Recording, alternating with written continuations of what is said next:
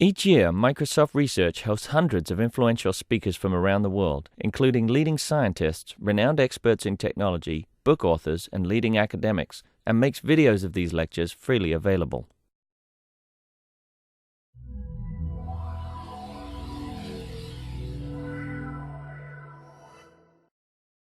Boom. All right. So this talk is going to be about sort of give you an overview of Project Hawaii, what it means to develop cloud-enabled apps, and then we will look at a video of some of the other students that have been building apps on our SDK, and then we'll do a little bit of coding, and hopefully we'll get some interaction, and you guys can sort of drive where we go with the code. Yes, Jitu? You want to give the ideas we have for the apps at the end? Yes. Yeah. So the slide deck includes the stuff that we're going to build in the future, or that you guys can go and build right now if you want. So, as you know, there's this growth, proliferation of mobile devices kind of everywhere in our lives, but they're compute limited, battery limited, et cetera, and bandwidth limited.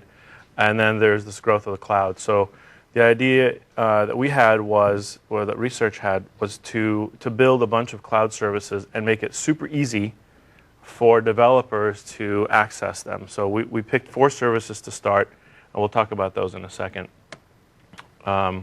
Whoa, I got this deck from a PM, so that's why there's color and transitions. I wouldn't be able to do this at all on my own.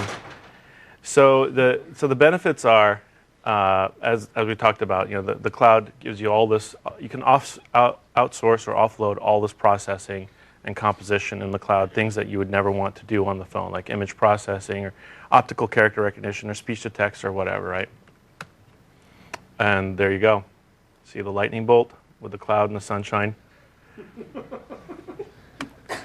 So let's bring them together, right? The mobile device plus cloud with our SDK.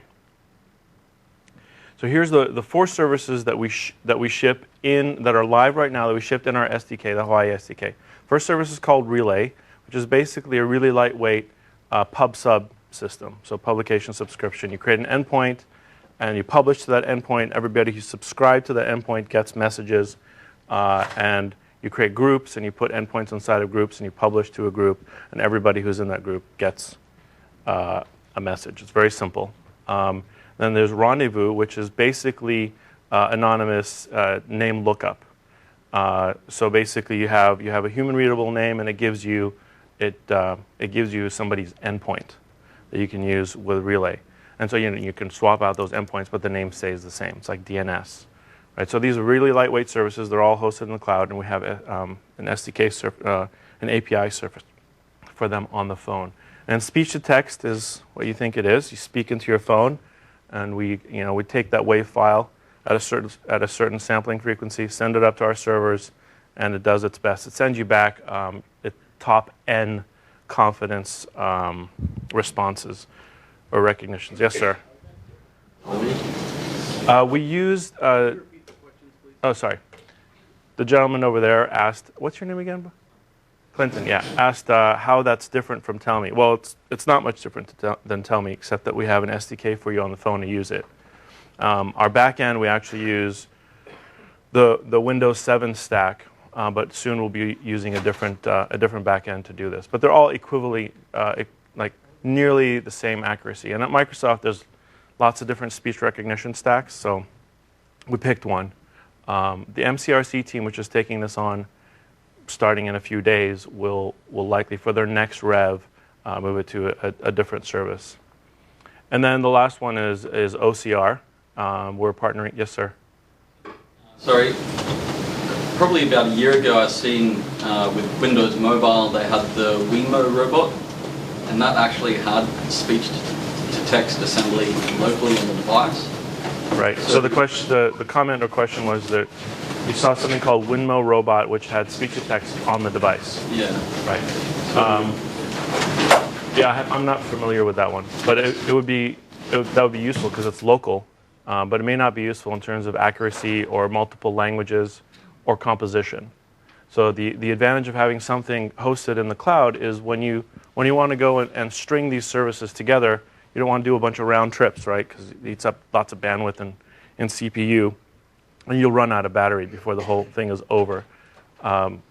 So if you host stuff in the cloud, you can basically say, well, let's take some speech, convert it to text, do some machine translation on it to another language, do some text to speech, and then send back a WAV file in a totally different language, which is pretty cool. But if you had it just on the client, you're sort of limited to what you can compose on the client and your processing and bandwidth power on the client. And the last service is OCR. Take a picture of something, and it'll send the compressed version of that picture to our service, and you'll get back its best guess on the text. And again, these aren't industrial strength SLA services. These are intended for us to play with and get an experience of how to build things and compose things for the cloud, and how easy it should be on the Phone 7. And they'll continue to get better with time. So this is what we have right now. So the leftmost column is the stuff we just talked about. And then the MCRC team, which is represented by Jitu and Victor, where did they go? They're in the back strategizing. The MCRC team is currently working on this, the adaptive app profiling, trajectory prediction, generalized image processing, and matchmaking for games. And then they're thinking about the stuff on the right, machine learning, things, location sharing, so that you can sort of know where people are, face recognition, and basically the theme that I hinted at earlier, which is down here, is a service composition framework. And that's sort of the holy grail that they're going after, which is being able to generically compose multiple services in the cloud from the client. So again, you don't have to do a bunch of round trips, and you can basically say to a cloud service, look, I want you to put these 3 or 4 services together. I'm going to send you text, and I want back, I want an image back in a different, or whatever, right? An image back in a different language, or for image processing. Yes, sir. Ben. I've got some people on IM who are going to be raising questions. Oh, cool. And there's a lot of people are saying this is really cool. They've never heard of this before. They're really excited, and Awesome. they want to know if what this is gonna cost for developers to use. It's free. Obviously, I was going to say like $1,000, but it's free. So at the end of the slide deck, we'll have a link. I think it's called Hi Zap or something like that. I'll just go at the end so you guys can remember it. So it's top of mind right now. Yeah, there you go. Hi Zap. So that's where you go get the SDK.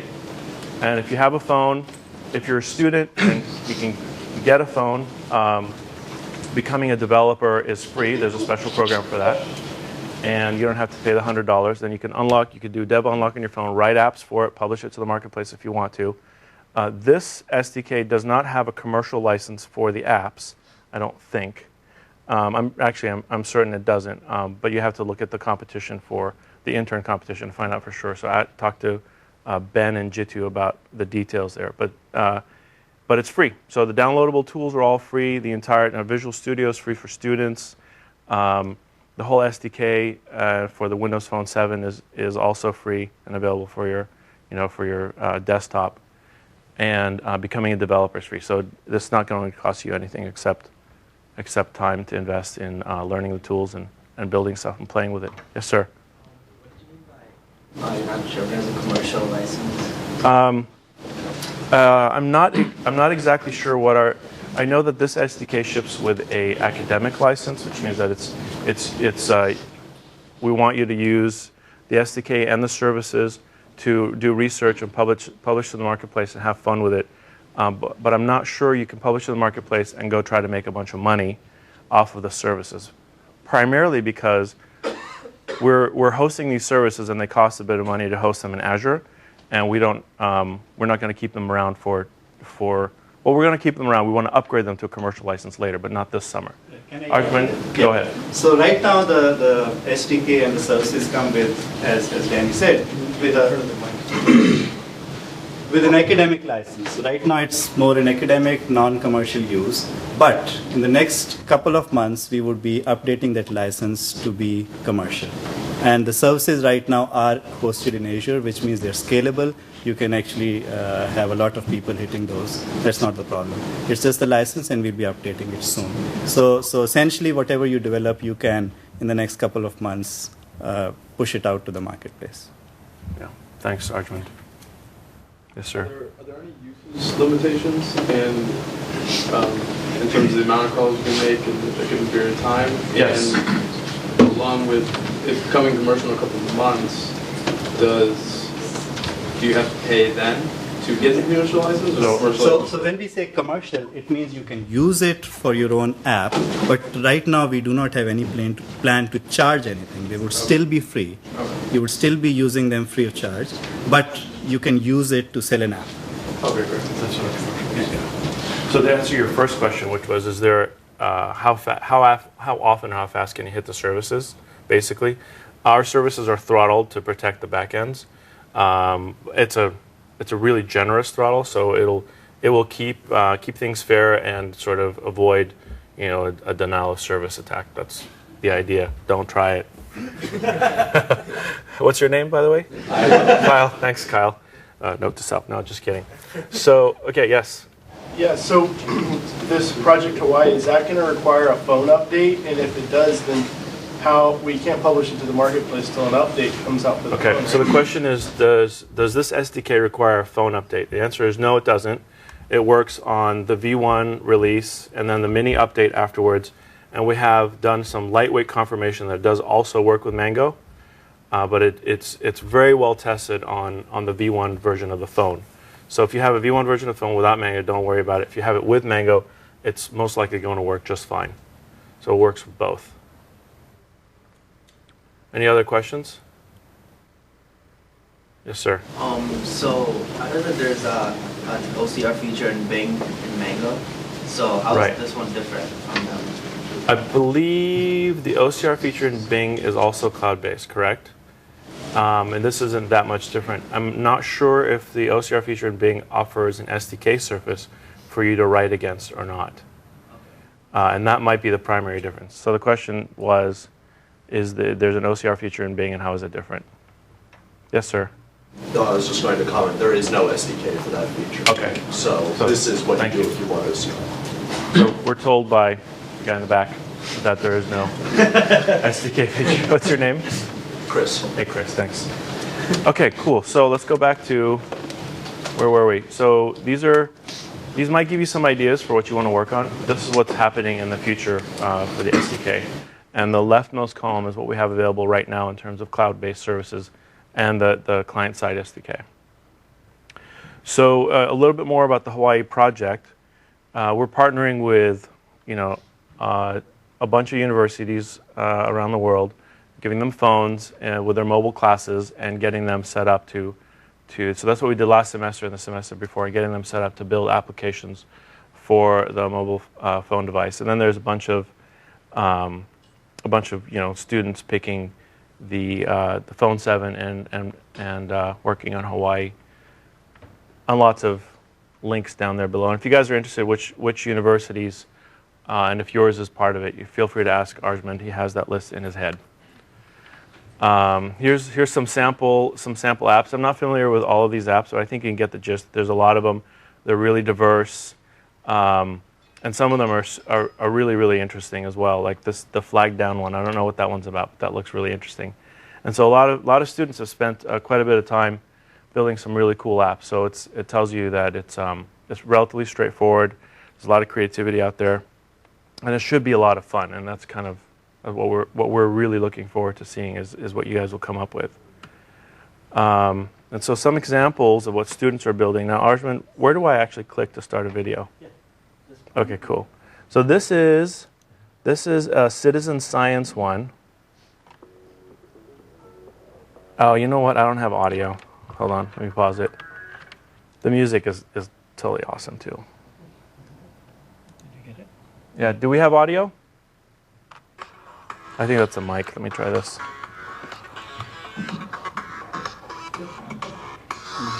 No? That's the headphones. So we'll see what happens.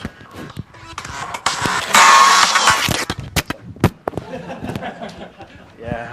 innovation.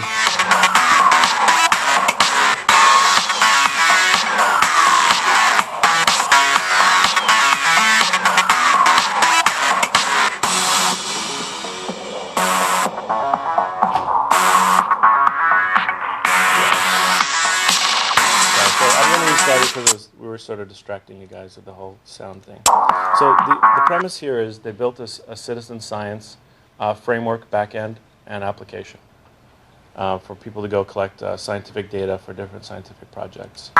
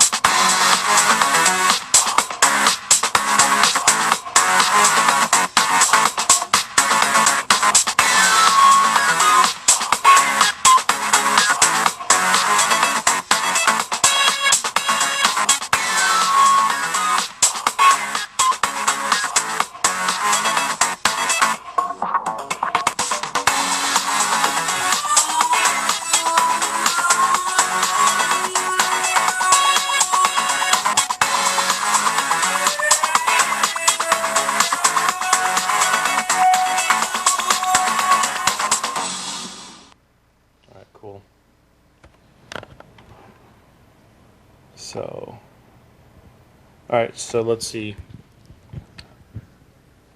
So this is where you guys can get the SDK from that we released today. Hi's app, which is pretty straightforward, easy to remember. And then you can learn more about Hawaii at research.microsoft.com/Hawaii. Are there any other questions before we get into some coding? How interested are people in the code aspects and the SDK and what the libraries look like? Cool. Okay, great. All right, we'll skip this then. I mean, there's nothing else, but we won't talk about that much more. David, were there any app ideas that you guys have had, when you were creating the services? Yes. That you thought, hey, these would be really cool apps for people to create? We had I'm trying to think of them, but one of them was like a menu app when you're in a foreign country. This is one of my favorites because I travel a lot. And I basically want to be able to go anywhere and look at the menu in whatever language and then basically understand it and have either overlays or have it come back to me. And it could be specialized, so it just understands menus really well and then takes the pictures. Or we also thought of an app that does optical, like computer vision on the different images. And basically says, well, this is Kung Pao, and that's Vietnamese sandwiches or whatever it is. What other ideas did we come up with when we were brainstorming? An universal translator. You're speaking in your language. You get back an audio spoken in the language of the other guy. Right. So you can have a conversation with a foreigner, and either you. Walkie that does the translation for you. You are talking with the guy that's maybe not. Right. Okay. So translation-based ideas that are, so you can have a conversation with somebody who doesn't share your language. They don't share your, you don't share their language, they don't share your language. Other ideas were location-based advertising overlays or location-based like broadcasting, and let's say you're out somewhere and you want to meet somebody that's interested in a certain class of things that you're interested in, either Belgian beer or gaming or whatever, and you basically broadcast. And it's location-based plus broadcast. And there's games that came out of research that are about taking your phone in this virtual augmented reality and running around, not trying to run into each other's sort of Tron trails and leaving trails behind you on campus and things like that. So there's lots of, which is, I think, a pretty cool idea, just a bunch of people running around with their phones. And the new Mango phones have some really awesome sensors in them that you can combine to do things like that, like translation sensors, orientation, gravity sensors, and then spinning sensors. So there's a lot of stuff you can do. It's sort of the world's wide open. Any other questions? Do you know if the Microsoft translation has been offered up as a service at all? Yes, it has. Yes. We don't have it up. It's a service, and you can look for it and search for it on Bing, and translation service. It's a great thing. Cool. So the question was, is the Microsoft machine translation, language translation service up? And the answer is yes, it is. We don't have an API for it, but the API should be really, really easy to do. Basically, look it up. You'll find the REST APIs for it. Take our code, cut and paste it, and you're kind of, build your API surface on top with whatever object model you want to use. It should be pretty straightforward. I'm sure there's samples that already do it. It's very powerful. Okay, so I'm going to unify all these guys. There's like zero real estate here.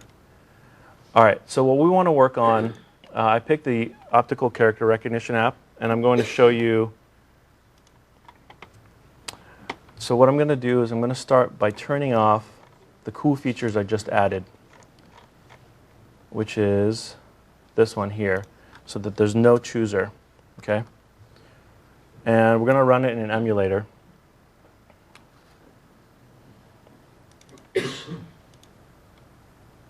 Come to Danny, come on.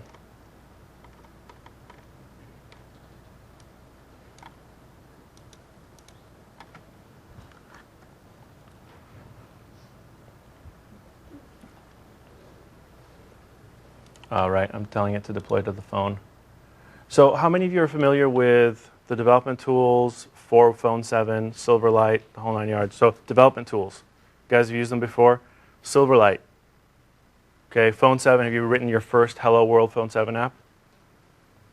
All right, about like a 20% of the room or so. Okay, so I'll spend a little bit of time kind of orient you how easy it is to build Phone 7 apps. So you create a Phone 7 project, which is in the New Projects dialog. New project. After you install all the tools, which are free, FYI, and you come in here. Where did it go? Ah, there it is. So then there's a bunch of different Phone 7 type of apps, and they come with a bunch of boilerplate stuff, and they're relatively straightforward to use. And that's if you want to build a new app. So we have an app now that's pretty baked, and we're gonna what I'd like to do, and you guys tell me if you think this is useful. What I'd like to do is take it from where it is and then add an extra button, and you can sort of see how easy it is to do that. So we are going to. Oh, the other thing is you can pick where you want to go. You want to go to the device, or you want to run the emulator. And so for now, we want to run the emulator in debug. And we're going to hit play. And so it just deployed it to the phone. And there's, you guys can see the phone up there? All right, so the first thing that happens is it says, hey, your application ID is missing. And so what's that? So in the SDK, we baked this concept of an application ID, which is basically a whitelist that you have to go physically request a special app ID, stick it in your app, and then we'll whitelist you in our services, so that we know who you are, and then all the requests you make will go through. And that way, if somebody is pounding on the services or doing something that brings them down, we can always drop that ID. And that's it's not really authentication, it's basically usage. Yes, sir? Yeah, exactly. So if ID equals, Kyle, reject. But no, so basically, all the applications, so you get these 4 applications. Yes, sir. So there are app IDs for when you're using a mapping application, you have a separate Bing map ID. When you're using a search application, you have a separate Bing ID. Is there a plan of consolidating all these app IDs into a single ID? One ID will get you can use the entire SDK with one ID, I believe. Or is it ID tied to a service? Yes. For one ID, you can use all the services. So you only need one ID, and you can use it for all of your apps. So obviously, it's not that strong. I mean, you can share your ID or publish it or whatever, but it helps for what we needed to do. So here it tells you, hey, you don't have an app ID. Go to this spot and go get one. So I did one. I got one for us. And this is sort of what it looks like after you go get the ID. So you start out with this, and you say, give me an app ID, and you sign in with your live ID, and you get this thing. Okay? And then you go and you follow the instructions, and where are Solution Explorer. Boom. You follow the instructions, and you go to hawaiiclient.cs, and near the top are the instructions again to go get the app ID, and you just stick it in here, right? So that's what I did. Right, so we'll stop debugging. Real-time coding is always a lot of fun and interactive. So you want to keep it going, otherwise people get bored, right? So here we go. So here's the app ID, and now let's see what happens. So we deployed it, and you have this button. And it basically is the camera chooser. So this is the camera chooser task. And what it does is it brings up the phone's camera. The person takes a picture.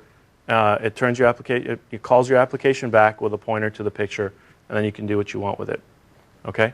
And now obviously this won't work on the emulator. It'll say, it does its best, but there's obviously no camera there. So we'll go back. So now. Have any of you deployed any of these applications to the phone before? Where did I put my phone? Right here. Oh, awesome, thanks. Okay, so let's deploy an application to the phone. Could you give me the projector? Thank you. There's a guy in that booth listening. It's pretty awesome. Okay, so here's the phone. Can everybody see the phone? Yes. All right. So I just plugged it in, and then what it did was it brought the Zune client up. If you can bounce back to my laptop so I can show them, that'd be great. So it brought the Zune client came up automatically and basically recognized the phone, installed a bunch of drivers, and now it knows that the phone exists. So you need the Zune client up in order to deploy anything to the phone. Okay? So we're going to kill this current session, which is running in the emulator, and we want to go to the device. Let's just do release just for fun. And we're going to run it in debug mode, so I can debug through it and step through the code. Or we could just deploy it and run it, but I'll run it in debug mode. So can we go back to the, no. Oh, right. So the other trick is you have to make sure that your phone is open, which means that it's not locked, like the screen's actually turned on. There you go. All right, go. Okay, can we go back to the projector, please? Okay, cool. So as promised, this is pretty awesome, by the way. I've never used one of these. As promised, there's the thing, and you see these little lines on the side here. That is, I thought that was only available in debug. Clinton, isn't that the case that these are only available in debug? Okay, when the debugger is attached. So this tells you frame rate, memory usage. Things like that. So lots of good performance information, so you guys can keep your performance up. All right. So we're going to. The Zoom is stopped. Sorry. You cannot do that while Zoom is stopped. Right. Well, no, you can start connect WP kills it. Right. I'm just gonna be really nice to my phone. Go to the start menu. And start it again. Let's start test client light. Yeah, that's right. So there's a little thing where when the Zune client's connected, you can't actually use the camera, which I forgot. Okay. Do you think this will work, Lottie? I don't know. We'll see. So Lottie is one of my devs that wrote most of this code. So if it doesn't work, okay. Where's Saul, man? We tested it. Yeah, that's right. Saul tested it. Okay, so I'm going to want to take a picture. Let's just do it this way. Give the camera a second to focus here. Okay, and I'm going to say accept. And it's going to send it off to our service over 3G. and we'll see what we get back.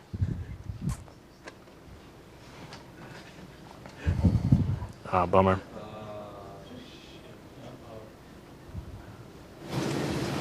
Do we have any other?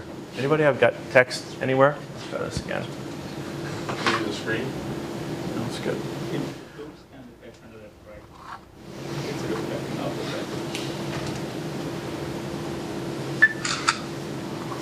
Okay. Now this works because I did it a lot when we were in Paris showing this stuff off. So converting. Ladi, you said it's on 3G right now, right? Yeah, I think it's on 2G. Okay. So we will fix this really soon. Actually, Ladi, could you check to make sure this is on 3G? So what I'm going to do without the phone is I'm going to, can we go back to the computer, please? Thank you, sir. So, quick question, David. Yes, sir. So you were doing a camera capture task there. Yes. What about in Mango when developers have the ability to then tap into the live camera stream? Yes, you can do whatever you want after that. But your service works with that just fine? Our service isn't here. You just need to send it a well-formed image, and it will send you back what it thinks it can recognize. So it would be up to the app to determine if the image was of high quality. Right. What we do is we do resize the image to save bandwidth, because the full-size image takes forever to send. So we resize the image to the size that our OCR partner told us works best for their service, and so that's what we recommend they do. And it's actually in the SDK. So you grab an image, you pump it in the SDK, it'll get resized and sent off. If you want to pre-process it, that is, which is pretty straightforward to do. Okay, so what I want to do now is I want to turn on the chooser, which will make this demo much better if we're on 3G or Wi-Fi. We are on 2G. Okay. So I've cheated a little bit for the sake of time, because I have. Actually, I'm almost done. Right? I'm done at 7:30. 30 minutes. Oh, I'm done at 6. I'm done at 8. Okay. So I'll walk you through it though. So what I've added is a photo chooser task, which is like the camera capture task. So there's a set of these tasks. You can look them up. It's pretty straightforward. And then when the page starts up, so this is the main page. This code gets called as soon as the app starts. This is the only and first page in the current app. So basically what we do here is we verify the Hawaii app ID.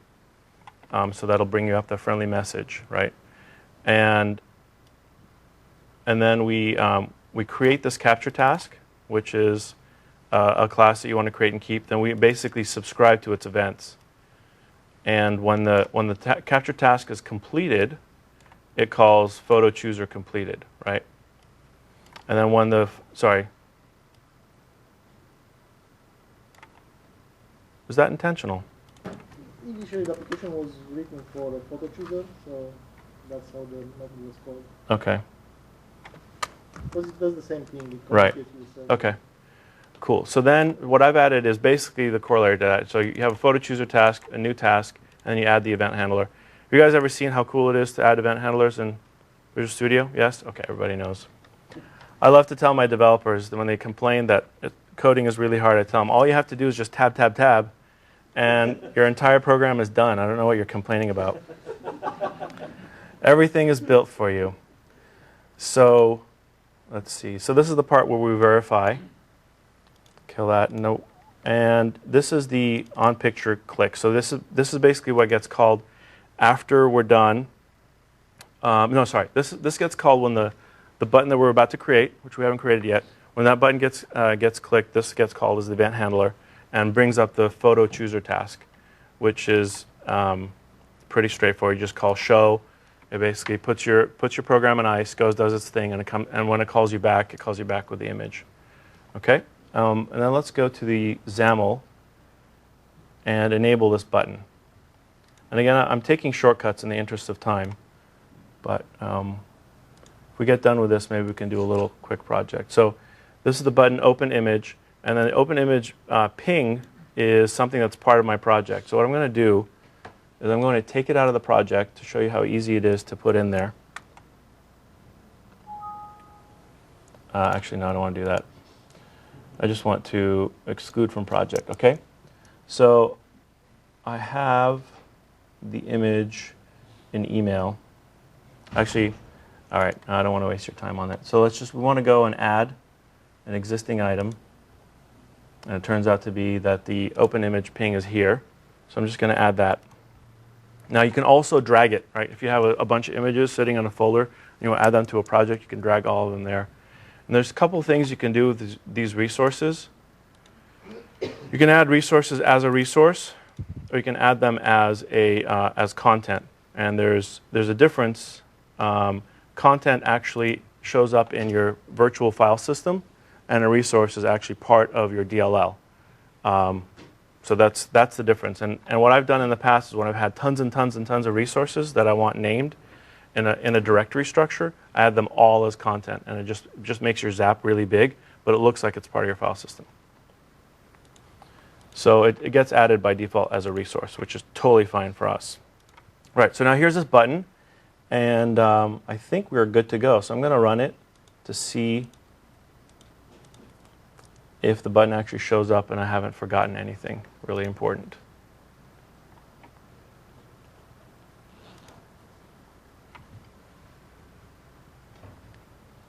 Right, so there's the button. This is the photo chooser button. And when I click on it, the code we talked about gets run, and it lets me go and pick something. So I'm going to pick this 5, and it's going to use my Wi-Fi connection to go and fail. What happens, I'm pretty sure the application ID that you use is not valid. Really? Can you go back to the page from where you copied the application ID? Sure. It worked upstairs. It says something, this library has been deregistered. I don't know what's that, but there's something. Could use an Was this Kyle's work or was this my work? Okay, let's get another one.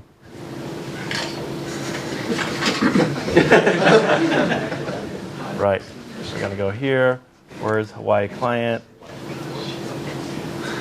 So it's either tab or cut and paste, right? That's how we program. Boom. No.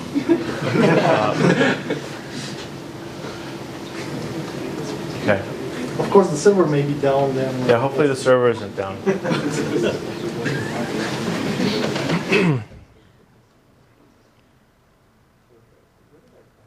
That would suck.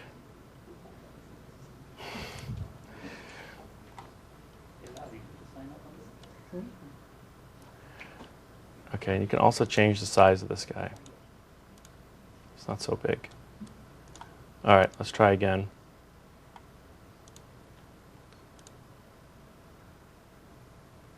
Come on, please work. Okay, so what this 5 on the asphalt recognizes is .11 apostrophe space capital J, right, which is very, very close. Okay.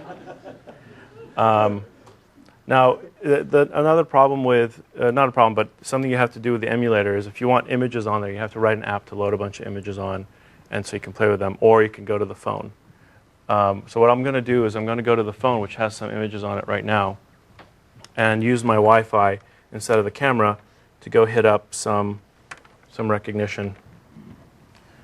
Now that we've added this thing, yes, I will redeploy the app because it has the new ID on it. Okay.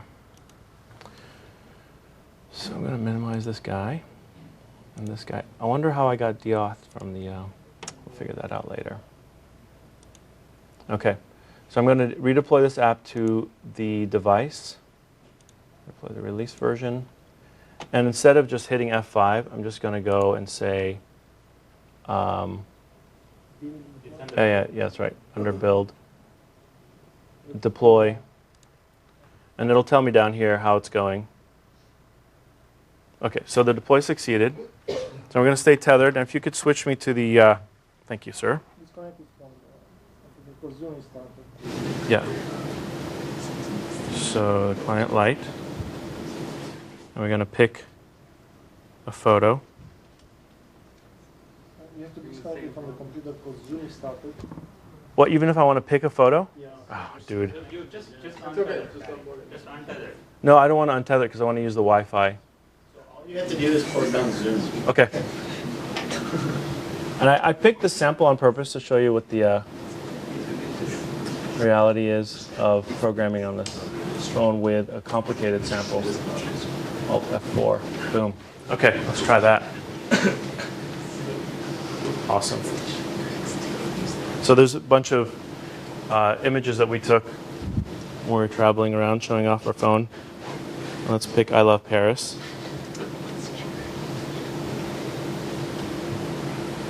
We're showing off the SDK. And it says, I love Paris. And there you go. Exciting. So, we have about 20 minutes left. Is there anything you guys are curious about that you'd like to do in the code? One thing we can do is we can go and I can sort of show you the SDK, the API surface for OCR. And we can look at some of the others like speech to text and relay and rendezvous. Would that be interesting to everybody? Some thumbs up. Question? See the relay and rendezvous stuff. Yeah. You do or you don't? Do. Okay, you want to see the relay and rendezvous stuff. Great. Yeah. Even if you said you don't, I'd be like, too bad. Is there examples of all of these on the site that's provided? Okay, so let me show you around the SDK. So once you go to the site and you download the SDK and install it and read the EULA really closely, you'll come here and you'll have Cloud Services SDK for Windows Phone 7 1.0.8, right? And inside here, this is the shortcut to the directory where all the samples are, and then this is each of these samples points you to the solution file for that sample. So let's just start in the directory, and you have these are the samples here. Okay, and then all the documentation. And then these are the client libraries. So these are the libraries that you would write to that go do the hard work of, not that hard, but do the work and provide the object model to talk to the back-end services. Let's just look at the OCR client library. It has basically the OCR services and this is for documentation. Service agents. And service agents. And then this is a base library that provides lots of utilities and services. Yes, Ben? What languages are supported for OCR? Just English right now, and letters, languages that use the same alphabet. C#. Oh, do you mean computer languages? No. C#, IL. If you want to write an IL. NVB. No, so English. Just English for now. Okay. Yeah, and that's easy enough to expand once we flip those switches, and we expect the MCRC team to do that. Right, Jitu? What? You guys are gonna expand the language set for all of these services. Yeah, that's right. Okay, good. Is the OCR backend the same that the Bing app uses on here? I'm not sure. How about speech? Is that the same as Tell Me? Like, is that Speech uses the, yeah, it's different. There's 4 different speech stacks at Microsoft Speech Technologies. There's stuff that is the back end of Bing. There's speech that Tell Me uses. There's a speech stack that's in the Windows Server 2003, 2008, which is a totally different stack. And then there's the Windows 7 stack, which is the client stack, and that's what we're using because it's much easier to tap into. There was another hand that went up. Yes, sir. I have a general question. So what's like the main difference between this release of Hawaii and the previous one that was in the web like last week? Okay, so this release of Hawaii adds a lot of stability, moves the services to Azure, adds the whitelisting protection. It adds some samples, and we did some back-end work to make sure that our services are up and running, like logging and things like that. It's also running on Azure. It's just better for stability. And, yeah. Yes. Just one thing I would like to point out. He had Zoom running, but you can run WP Connect if you're debugging on your phone to get access. You can still hook it into the debugger and have access to like your camera and your media library. So the comment was, in case people didn't know that. You don't have to have Zoom running. You could use another application called WP Connect, which connects your phone to the debugger in the same way without using Zoom. If that makes your life easier. So let's go look at let's start with the OCR SDK. So here you'll see that there's the client library, which is a project that we point to, which provides a bunch of services that everybody uses. And then there's our application. This is the thing that gets deployed to the phone right here, okay? And then this is the OCR client library. So let's go look at that. Where do you suggest I start, Lottie? What's the top level? Okay. Or we can go from the client to F12 into the Right. course. So this is probably the primary method you'll use, which is recognize image async. It takes your app ID, it takes your byte array, which is your image buffer, and then you give it a delegate. It calls you back on that delegate asynchronously when it's done with the conversion. And that calls internally. It calls another version of image result with a context object. And this creates an agent, and then the agent goes and is responsible for processing the request. And that's it. There's basically one method call, and you're done. And if you want to dig into how this is all implemented, all the sources there, you can go dig into it. But there's really nothing else. OCR is a pretty simple thing. Here's a bunch of bits. Tell me what you think is in there in terms of text. So let's go and let's kill this guy. And then go and what do you guys want to look at next? Relay. Relay? All right. You're excited about relay. So we'll start with a sample because the sample has the right solution. Relay test client and relay test client solution. I didn't try this before, so if it blows up, Lottie's fault. You haven't tried that? No, we all tried this. Okay, so let's go look at the Solution Explorer. So here you go. You see client base again, which I'm going to minimize. You see the relay test client, which is the application, and then the library. And should we start with relay service? Okay. You could collapse the definition and then maybe a bit easier. So these are all the basically commands. So you create this is the endpoint creation, which is an async call. And this should look familiar by now, right? You pass in the interesting arguments, and then you give it a method to call you back on when it's done. And there's two versions of these. This one has a state object. What's a state object used for, Lottie? Just if you need to transfer some data that's available to you in the on-complete. Okay. So let's say you're firing off a bunch of create clients, and you want to know which one is which, or you want to attach some custom data to each one. And when they all come back asynchronously, you want to know who you're talking to, right? So it's really good to have context information on the callback. This deletes the endpoint that you created. This joins a group given an endpoint ID. So basically, if you guys remember, you can create a group, and it has a name, an endpoint ID, and you can go and join that group. So when you join that group, you listen to all the messages that are published to that group. And the group is we have a group which represents the group, right? And we have an endpoint which also represents the group. Is that correct?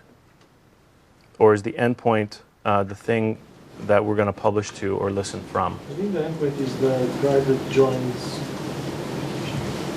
Is the endpoint that joins the group. Okay.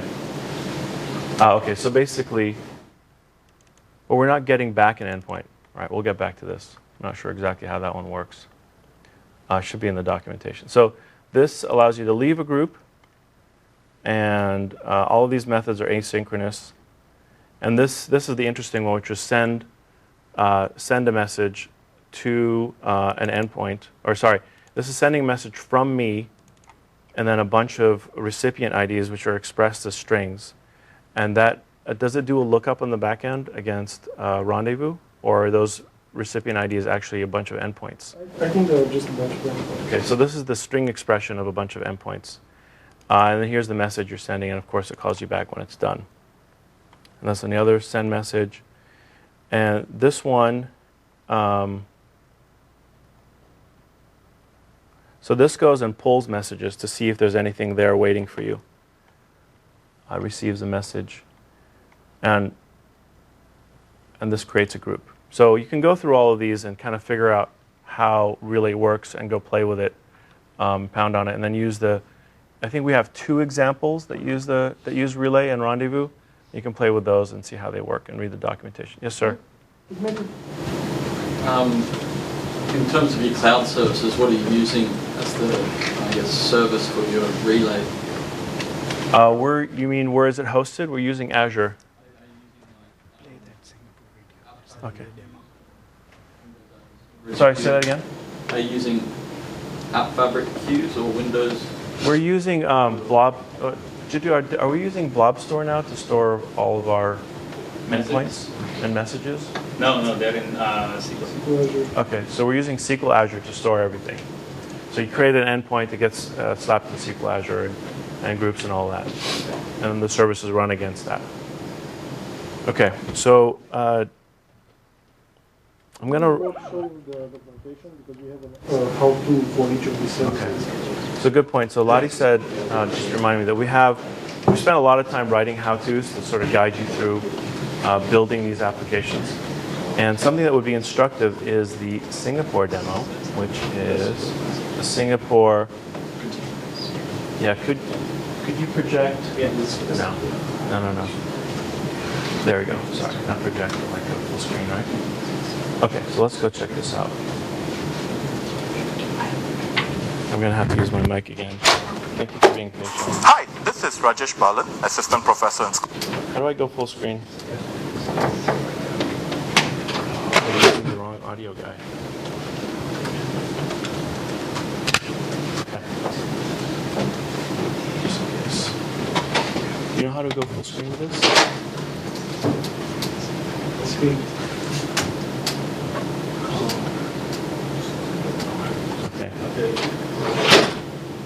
School of Information Systems at the Singapore Management University. I'm presenting a demo application for Project Hawaii's Read. Seriously? All right. Let's start again. Can you guys see that? That's big enough, right? Hi, this is Rajesh Balan, Assistant Professor in School of Information Systems at the Singapore Management University. I'm presenting a demo application for Project Hawaii's Relay service. In this application, we have a video player that synchronizes between 2 different phones that are geographically dispersed. What we can see in this demo is the left phone is playing a video while the right phone is waiting because the left phone is actually playing parts of the video that the right phone has already seen. When the left phone catches up, you will see that both phones start synchronizing. At the same time, this allows people who are geographically dispersed to be able to see videos together in a shared interactive manner. They can also exchange text messages with each other, and they can also send audio chats to each other. We will now see that if you look at the display down here, you see that the left phone is 5 seconds behind the right one, and they have now caught up. And both phones are in sync. And everything is streaming through the Relay service, even though the video is located somewhere on the internet. As I will show you now, you can even send voice messages to each other. This is a great video.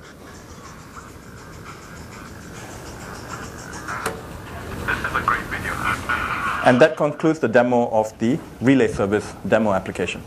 Thank you. Okay, so that was a really interesting use of Relay to synchronize video by publishing and subscribing to an endpoint. Yes, sir.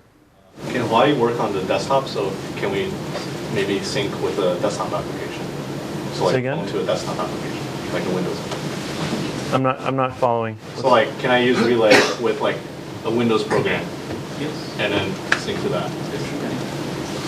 Yeah, I mean, if the Windows program is talking to the Relay client, to the Relay service, yeah, there's no reason why it shouldn't be. So Hawaii can work on the Relays. All these services are using REST, so there's no problem. You can easily communicate with them from a desktop. Now, if you want to use the client library that you wrote,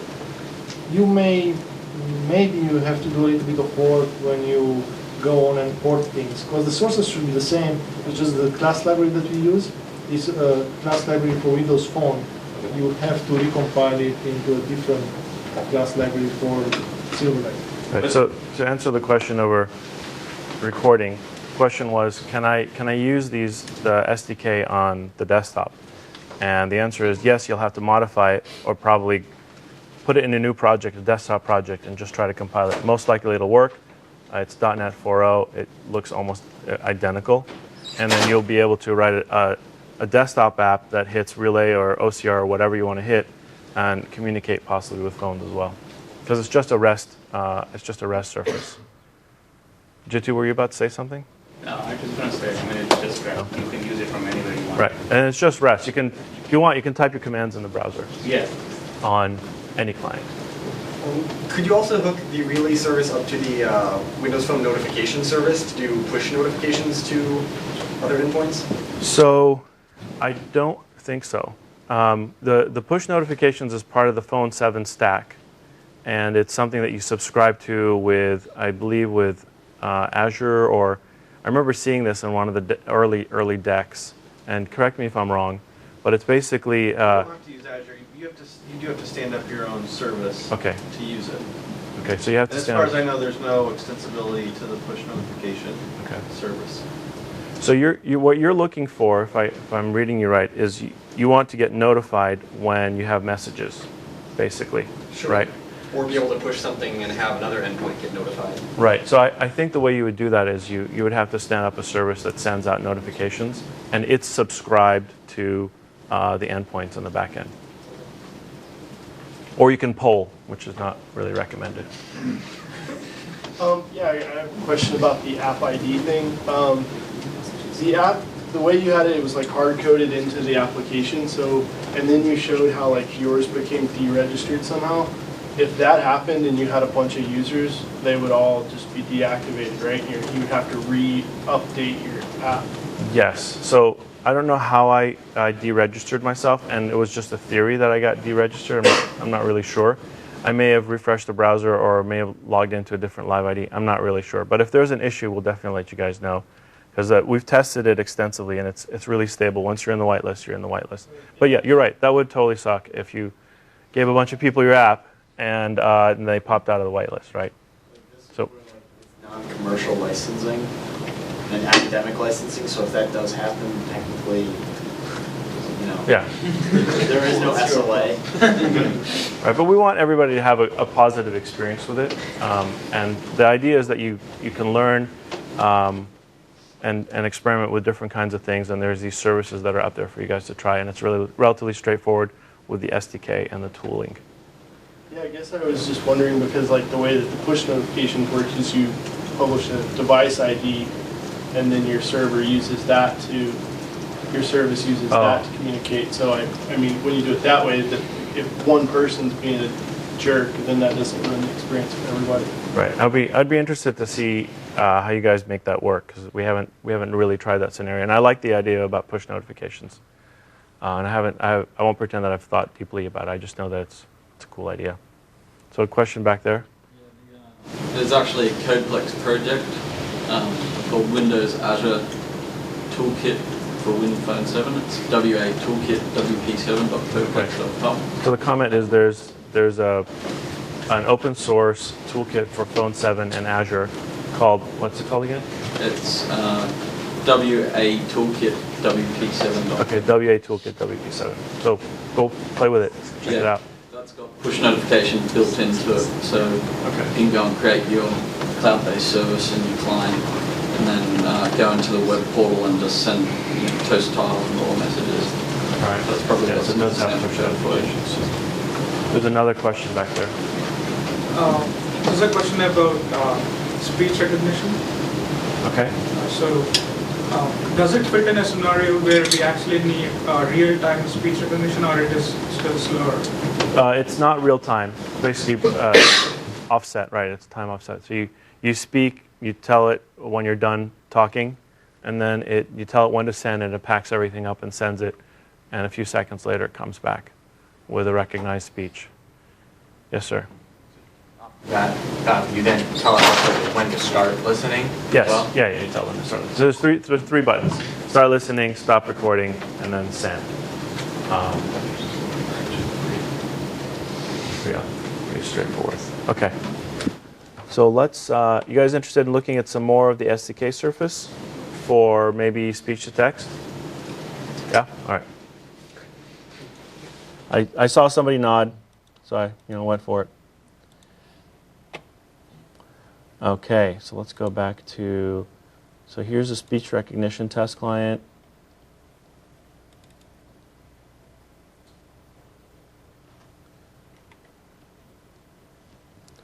So how many of you are looking forward to writing apps for the phone and like you're going to go get a phone, sign up, download the SDK and play with it tonight instead of like going to Seattle and dancing? Come on, raise your hands. Okay, good, perfect. That's what I like to hear. At least the 16th of you. Okay, that's a good start. Right, so we've seen the client base before. Let's go look at the client library. And this is the actual sample app, which we won't look at right now. But here's the speech service. And a lot of this should start looking relatively familiar to you. Here's the get grammars async, which returns to you the grammars that are supported. I don't actually think we're using this right now. So I'm going to skip this. And then this is, yeah, it does work. It gives you back a grammar. And I think it's a really small set, so you pass that grammar back to us. And the reason we did this is so that we could grow the service to actually providing lots of different grammars without having to republish the SDK, right? And this is the recognized speech async. You give it the app ID, the grammar you're interested in, the speech buffer, which you captured using the, I think it's called a recorder task. Microphone task. And then the onComplete method. And that's basically it. That's the entire API. So, 10 years ago in the dark ages, you would have to be a machine learning specialist and write 5 years worth of code in order to do any sort of speech recognition. Now you just show up in Seattle, and there it is, one line, boom. Okay, and let's look at the last one. Let's look at Rendezvous. Actually, no, that's the time.